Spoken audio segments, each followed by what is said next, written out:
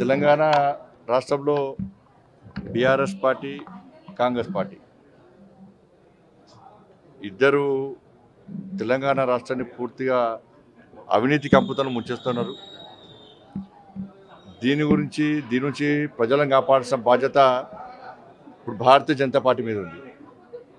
దానికి అనుగుణంగానే ఇలా భారతీయ జనతా పార్టీ ప్లాన్ ప్రకారం ముందుకు రావడానికి సిద్ధమైంది.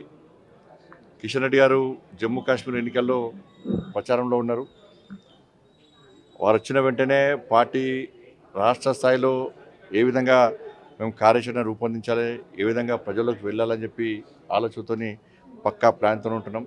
ఎందుకంటే మీ అందరూ తెలిసి వాళ్ళ మూసి ప్రక్షాళన పేరుతోని 1.5 కోట్లు ఖర్చు పెడతా అంటున్నారు. వాళ్ళేమో కాళేశ్వరం పేరుతో 1,00,000 కోట్లు ముంచారు, ప్రజల ఎత్తున బాగా పెట్టిపోయారు.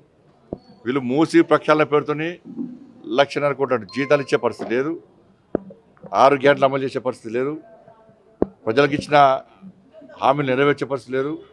కానీ మూసి ప్రక్షాళనకు ఎక్కడి చేస్తే పైసలు ఇప్పుడు వాళ్ళు 5,00,000 కోట్లు 6,00,000 కోట్లు అప్పు చేసిపోతే వీళ్ళు చిప్ప చేతికిచ్చి అడుక్కునే పరిస్థితి కాంగ్రెస్ పార్టీ తీసుకొచ్చే ప్రయత్నం చేస్తున్నది.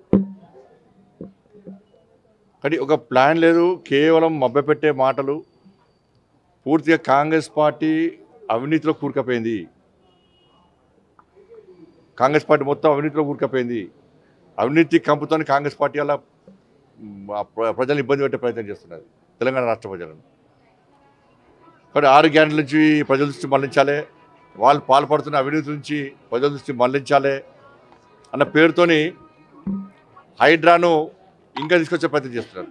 ఇప్పుడు హైడ్రా పోతుంది, దగ్గర హైడ్రా విషయంలో ప్రజలు కూడా పూర్తి వ్యతిరేకత వస్తున్నది. ఇలా కాంగ్రెస్ పార్టీ ప్రభుత్వం హైడ్రా విషయంలో ఇలా కొరుతోని తలగొకుండా పరిస్థితి.